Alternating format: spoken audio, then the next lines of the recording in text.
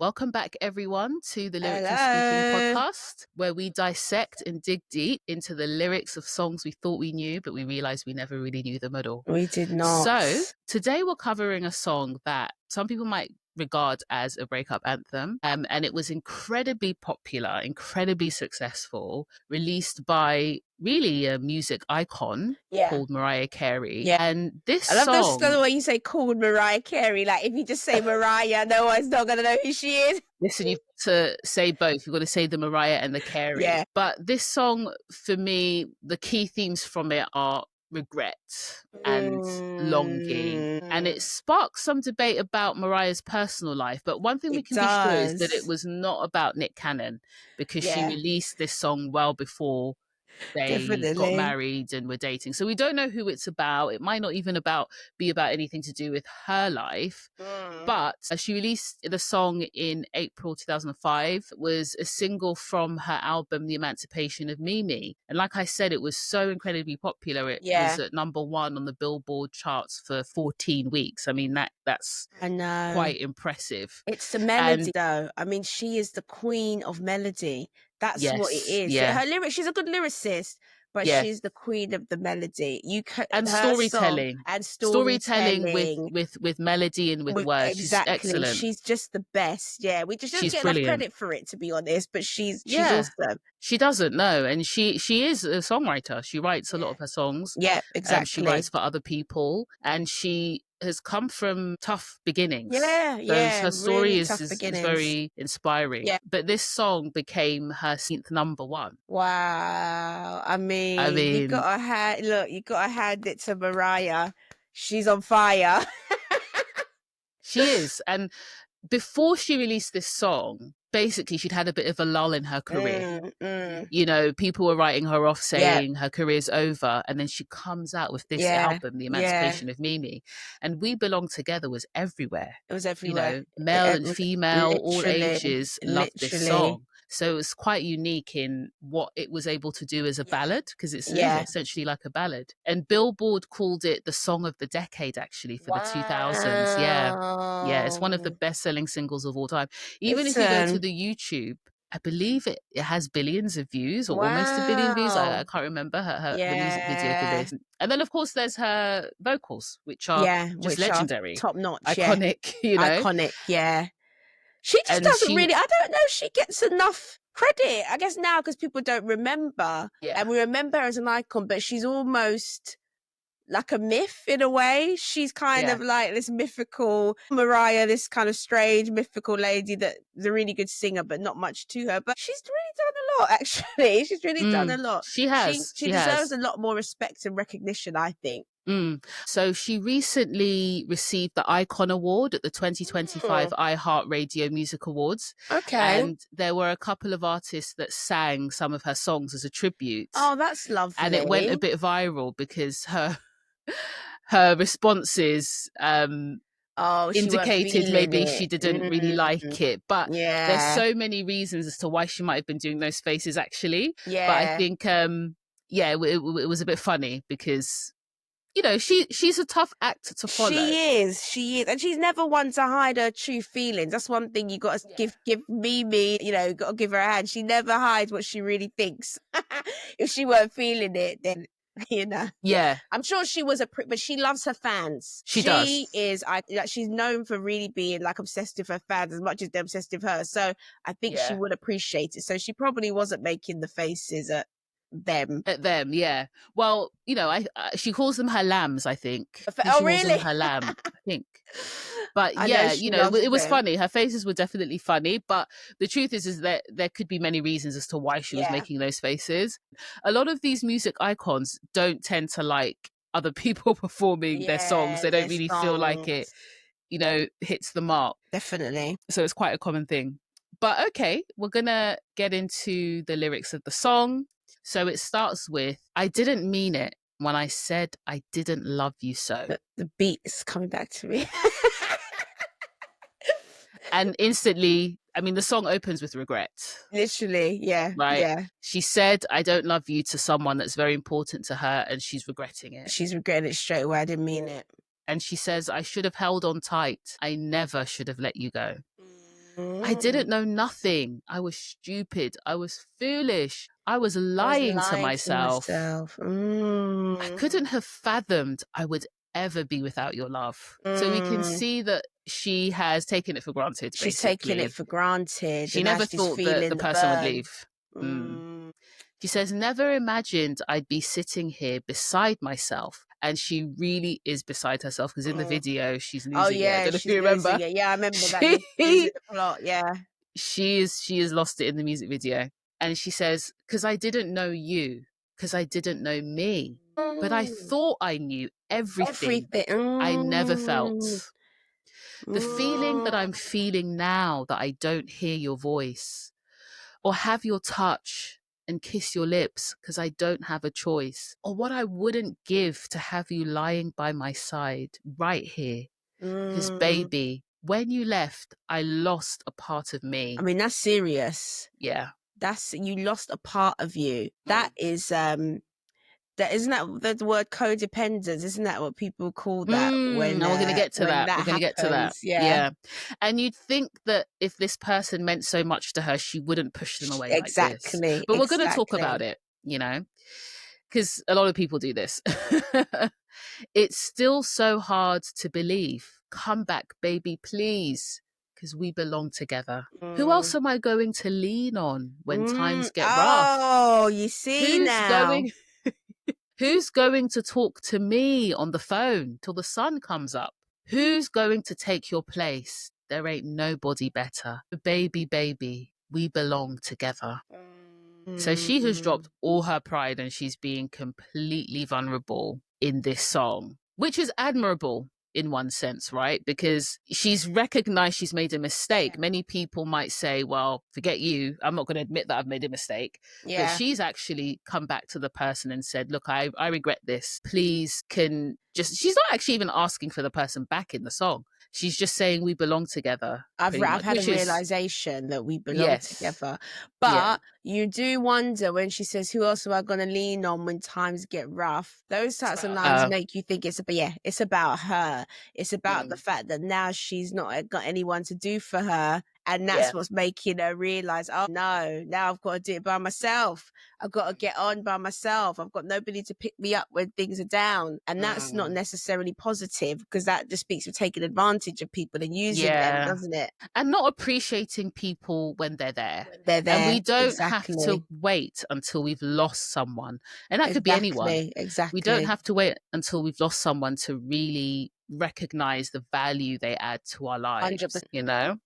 100%. But okay, so this regret theme, continuing with that, it's quite interesting. I've got a few statistics because it's an emotion that I find quite interesting, actually.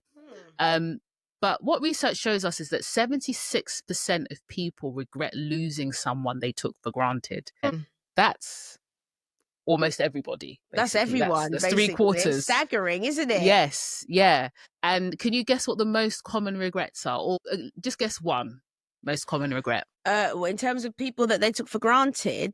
No, just generally things that people regret. Well, people will regret, I think I heard this, isn't it people, the most, number one thing people regret is not being true to themselves? Isn't that the biggest one? Like living a life Relationships. Oh, really? Is that the biggest one? Relationships. Yeah, 53% of I did not think that would have been it. Yeah. That's interesting, isn't it? And then the second is regret around their career. Right, and that could be going into the wrong one, staying in the wrong one for too long. It could be a bunch of stuff. And then the last one is education, actually. Relates to education. Not having enough, or not. Just regrets related to education, either what they studied, not studying. Or studying when they shouldn't have studied. Yeah, I regret studying a little bit. I feel like I should have just gone and done the business or something. But a lot of people end up regretting what they studied, like the subject, you know, or the topic. So, and then there's some interesting gender differences with regret as well. Men tend to, according to research, men tend to regret inaction. So not doing something, like not committing. Yes. So they'll say stuff like, I wish I had done this action. I shouldn't have not done this. Yeah. Women, on the other hand, tend to regret action. So things like harsh words or something that they actually did, whereas men will regret something they didn't do that they feel they should have done. Interesting. How It's very interesting. And then another thing is regret is linked to mental health and challenges around that. So chronic regret that leads to rumination, which is where we have thoughts that just keep going round and round our heads and we can't stop it. It ignites and activates the same brain regions as physical pain. Wow. And that can worsen our mental health. So the same brain regions, regret is chronic regret, especially is not great. So with those stats in mind, when she says, I didn't mean it when I said I didn't love you or love you anymore, we can see regret coming through that line. And then we see her just descend into an emotional roller coaster. So with 76% of people regretting losing someone that they took for granted, why do you think people push a good thing away? When you ask the question, why do people push a good thing away? Nobody would really push a good thing away, right? If you think something's good, you're not going to push it away. The reason why people push a good thing away is because they don't think it is good. Either they don't really think it's good and they don't know at the time it's good, or there's the other angle of things where people think it's too good to be true. So people who are looking to self-sabotage will be like, oh no, this person's too good, and it's just still all a ruse. They're going to find something in me that they don't like and it's all going to go wrong. So they want to get to the person before the person gets to them. But either way, it's a lack of, real realization of what you have. I think most people go through the motions of things and never really stop and take stock logically of what they have. When it comes to relationships always have ups and downs. And I think we've talked about this, that when you're considering, whether to stay with someone and whether a relationship is going to go the distance, we need to take a very logical approach, like looking at things holistically and going, okay, today was a really bad day. This person has this, and this bad trait, or this, and this trait that I cannot stand. But logically, they've also got this, and this thing that made me get with them in the first place. They have this, and this thing that is so amazing and makes them a wonderful person. But a lot of people don't really take the time to do that. And so you end up, being very emotional, focusing on the things that you don't like or the things that aren't working. You build that up in your mind and you make decisions off the back of that without really looking at a full spectrum of data. So I think that's why people just don't know, because they don't do the right level of assessment. I mean, Mariah seems to really like this person, though. He's on the phone to her till the sun comes up, so he's keeping her, he is her shoulder to lean on. She doesn't know what she's going to do without him. She seems to have really met her needs and filled, a huge space in her life. But there's also... So I don't know if she has not assessed this well. I definitely think that that's part of it. I do think that absolutely some of us are looking at relationships through our emotional lens and based on whatever we're feeling in our emotions at that time. But there are also a lot of us who struggle with something called avoidant attachment. I don't know if you know what I mean by attachment. No. So it's basically a psychological framework that depicts how our early emotional caregivers, basically our parents, have shaped how we now form relationships today. So depending on how on how strong or fragile the bond was with our parents, that now informs whether we attach securely to other people. So a secure attachment would foster trust, healthy intimacy, and vulnerability, and you would feel safe in that vulnerability. But insecure attachment, which is where avoidant attachment sits under, means people will tend to struggle with vulnerability and they'll be fearing abandonment, and so they'll create emotional distance in love and actually do what you described, which is self-sabotaging. So avoidant attachment tends to push people away and is afraid and scared of vulnerability. And I wonder if this is what the person in this song has been dealing with, a fear of actually trusting that this love will stay, this Mm. love won't let them down, and that they can actually securely attach. And the reason I highlight this is because I do see a lot of people do this in many ways. And I think it's quite prevalent even today, where a lot of people don't want to get too close, actually, because they do struggle with avoidant attachment, or anxious attachment is another one. Yeah. And they're in the insecure attachment space. And I think that a lot of it comes from not trusting that if this person does let us down, well, first of all, that people will let us down because they're not Yes, perfect. exactly. Second of all, if they do, we can bounce back from it. We can recover and we will be okay. It won't destroy us. Whereas this song is kind of conveying that it will destroy you, because Mariah sings that, you know, I've lost part of me. How can I continue? I will never find anyone else better. And I think it's so important that we send the message that it's okay to attach. It's okay to let the person know you've attached, and that you value them and love them and be vulnerable. And guess what? They might let you down. It might not last, but you will be okay. Yeah.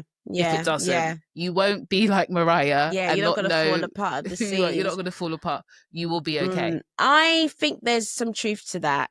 And I think that, you know, there is that element where, so what we're saying here is Mariah did love this person, but she didn't know how to attach well. So the minute this person did one thing, she just said, no, this love ain't for me. I'm moving on. And I think that not only did she say this love ain't for me, she said, I don't love you anymore. And she didn't mean it. But she didn't mean it. But you know what? I'm going to come another angle here, because there's also a thing called rosy retrospection. And I was just looking it up, where people in hindsight always see something as much better than it was. So you knew all the reasons why this thing wasn't popping off. But like I said in the beginning, she now is by herself. She's got to rock herself to sleep at night. She ain't got no one to talk to until the sun comes up. She's not got any of that. And she's looking back going, wow, wasn't that relationship so great? That was the best thing I ever had. When in actual fact, it could have been, this is another angle, riddled with challenges. But because she's now in lonely state, she's reflecting and she's saying it's better than it was. And that's what they call it. It's that cognitive bias. It's rosy retrospection. You're looking back. And I feel like that sometimes with certain jobs I've been in, where I'm sitting down going, oh, that place was so great.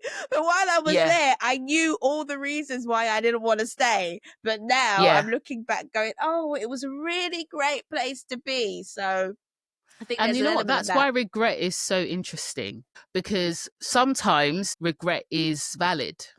And sometimes maybe it's not. And only we'll know if it is. That's right? Because we don't know if the guy in We Belong Together did anything. It doesn't doesn't sort of reference that, but we don't know. It could have been a situation where he did something that he shouldn't have. However, it doesn't mean she should say she doesn't love him anymore.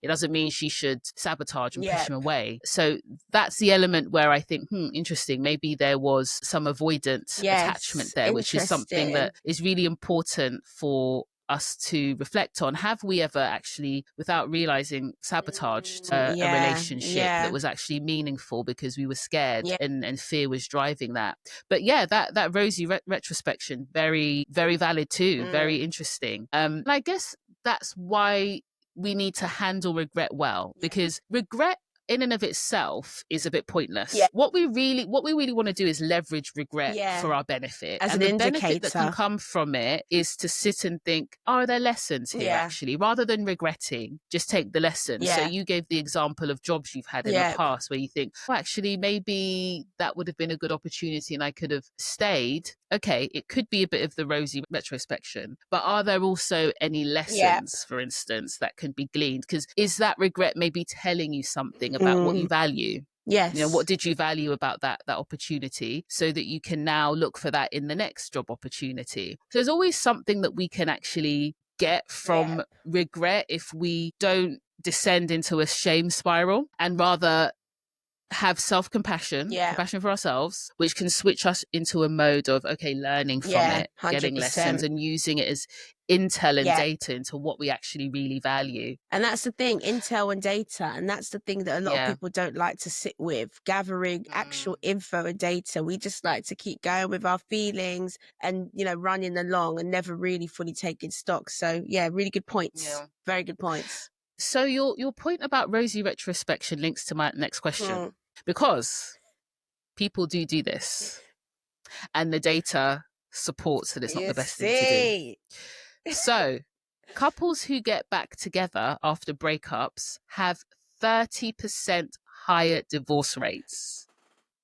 when they get married. See, look right? at that. Look at that. Look at. So this indicates that going back to someone out of regret that you broke up with might not be the best decision. And it could be because of this rosy retrospection that we spoke about. Yeah. So my question to you is twofold. If you were the ex of Mariah, right? Because so far we've looked at this from Mariah's point of view. So if you were Mariah's ex, would you trust her remorse? Or is the whole "we belong together, I don't know what to do without you," is that just her loneliness talking? Listen. And then she'll just do it again. It's the loneliness, mate. Listen, it is. I would like to see the stats on who instigates those divorces. I'm telling you, it's the loneliness. I would not trust anybody that I was in a relationship with. Listen, I'm talking to you till the sun comes up, losing my good sleep, being your shoulder to cry. I'm doing all the things, trying to keep this thing going. And you turn around and say, "I don't love you anymore," and bounce. No, and I'm just taking it on face value of the song, because obviously there could be, in a relationship, there's always more to it, but face value of the song. You turn around and say, "No, I don't love you anymore," then you don't love me. You've been with me long enough to know whether you want, you know, whether you like who I am and you love me as a human or not. You've had enough time to assess that. So you've assessed you don't love me. Let's stick with that. I'm going to stick with your first answer. I'm not doubling back to find out when you've had more time to reflect. That's all right. I don't want any external circumstances. When it was me and you said, "I don't love you." Let's leave it there. It's painful for me, but I'm going to keep it moving. But people make mistakes, though. They do make mistakes, but it would, you asked me, would you trust it? It would take me a long time. I'd have to really see that you genuinely do love me. And I'd be really assessing. See, I'd now be doing the assessment on your behavior, on your character. How are you acting? How are you responding to certain things? I'd have to really assess. So yes, I mean, I don't believe that anyone should be written off. I think that people do deserve second chances, but I wouldn't just run back because you say, "Oh, I need you to be talking. I need you to hold me when times get rough. Oh, you know, I miss you. We belong together." Well, clearly we don't, because if we did, we'd be together, right? So that's the way I see it. And I think that's a good way to see it, because again, it's taking a logical approach, looking at all the data. This person has said they don't love you. Go with what they've said, and then let's see if they can, you know, you gain some confidence that maybe that changes. But it's going to be over time. You know, I would never take someone like that back straight away. No. No. I think when she says, "I never imagined you'd actually leave," you That's know, this is it. why I think it does indicate that he didn't necessarily do anything. It was more her 100%. not appreciating him and pushing 100%. him away, and she never thought that he would go. Actually and go. now she's devastated. And you know what? I like to give people a chance in that respect, because, you know, I mentioned the attachment wounds that we can develop from childhood, and that can make us make the wrong decisions. I think what her saving grace is for me is that she then goes back and shows remorse and regret for that, whereas not everyone would. Not everyone would. True. But absolutely, I don't think it would be wise to just rush back in to that. There would need to be consistent evidence that the person's attitude has changed. Exactly. And that they now value and appreciate you.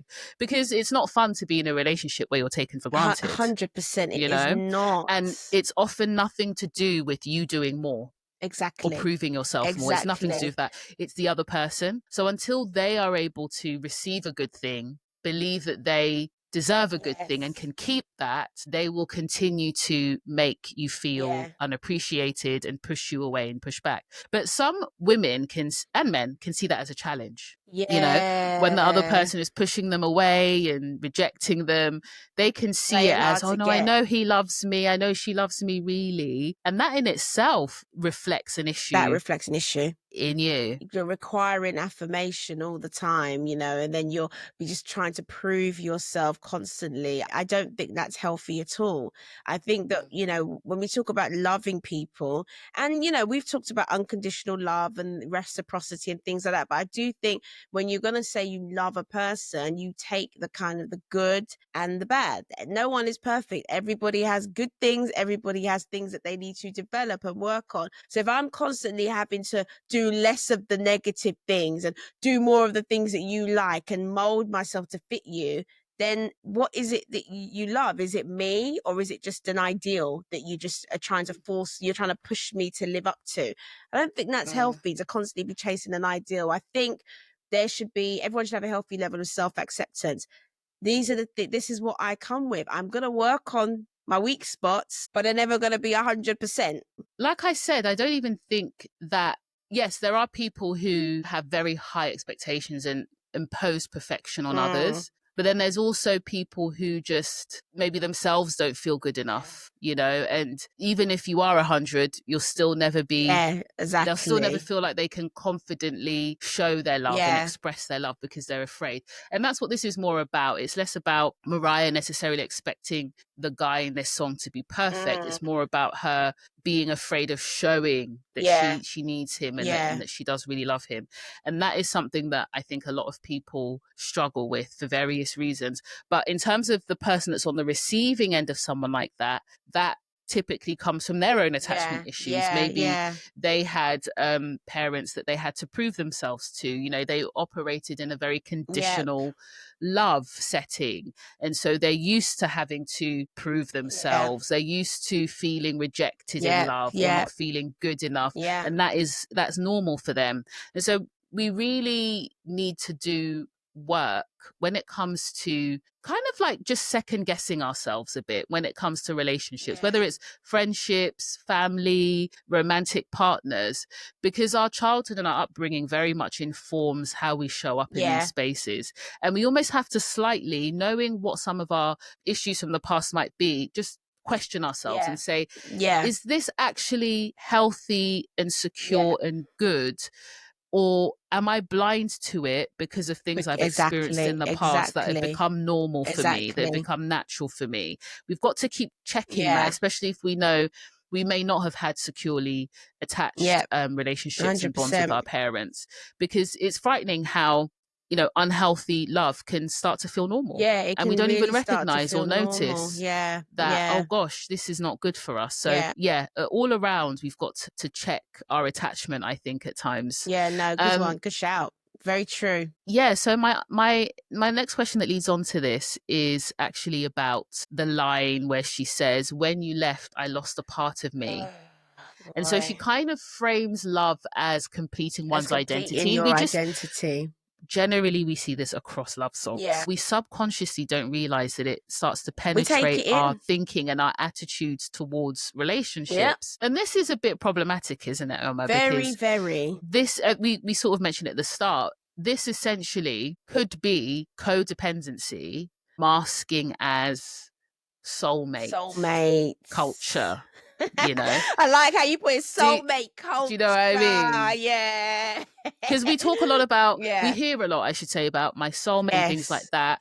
That sometimes when people use that language, they can also sometimes use language of, they complete me, they are me, When does codependency start to actually, when does soulmate culture start to become codependency? So when we talk about, soulmate culture becoming codependent, I believe that before you get into any relationship, you should be a whole person and a whole individual. And I do think that, even before getting into a relationship, if you feel like getting with this person is going to complete you or bring you some sense of joy that you don't have, or some sense of stability or happiness that you don't have, or even if it's like bring you the money that you don't have, but you want to be at certain, or some status that you don't have, I think that needs to be assessed. And I think you really need to look at what are the real reasons why you feel that this person needs to be in your life. Is it just for them as who they are, or is it because there's a part of you that's missing? And I think really for a lot of people, their relationships are fueled by the fact that there is a part missing. They feel there's something missing. I don't think it starts as soulmate, border on codependency. I think it always is codependency, but it's masked as soulmate. Yes. We belong together, we complete each other, but usually that completion is one is enabling, someone else is enabling someone else's junk, because they're both enabling each other, really, because like you said, there's always two sides of the coin. One person has challenges, the other person's filling that, and then the other person has the challenges, and then the partner's filling that, and they're both just, like you say, codependent. That's what makes the relationship work. The minute, in those types of relationships, the minute someone wants to be stable and do something that's healthy and normal, you will see people kicking off, people throwing tantrums, things sometimes can get violent. You know, that those types of relationships are always very volatile, and they're dependent on people being in broken states and needing one another for something. And we call it soulmates to disguise it. So I don't think soulmates ever borders into codependency. Yeah. I just think it's always codependent It's from the start. masking. It's masking. Whenever you feel like if this person leaves you, your life is going to fall apart. Whenever you have that sense, I think you need to check yourself. I don't know what I do without them. That type of language, as much as sometimes we use that, but I think we need to check that, because you will actually be fine without them. I do think time plays a part. I do think that it's a bit of a red flag if someone is feeling that codependent after, say, 6 months. 6 months, exactly. Compared to 40 years. 50, 40 right? years. I mean, come on, you've become one person. That's how it goes. And I think that is what, marriage is supposed to do. So, but a lot of people think that true love is fast, and it's quite the opposite, right? A lot of people, and it's not necessarily for us to discuss this, it's just a comment. A lot of people do think that true love happens quickly. Yeah. And it just doesn't. That's the movies. But that's for another episode. 100%. Okay, my last question. So we've spoken about this whole can't do without you, codependency, and regret, going back to situations when you've left them, and avoidant attachment and how that can show up in relationships. But another statistics is that studies show that 65% of people do find equal or better love after heartbreak.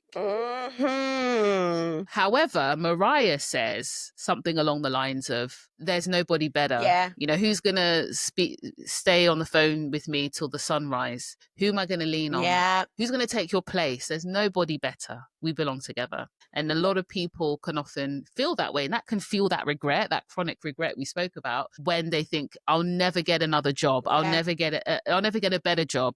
I'll never get a better partner or relationship. I'll never have a better situation. Whereas at least when it comes to relationships, we can see that studies show actually 65% of people are okay. This is what people need to tell their pals when they go for a breakup. You know that the statistics show. I honestly think we just need to be data driven in a lot of our approaches.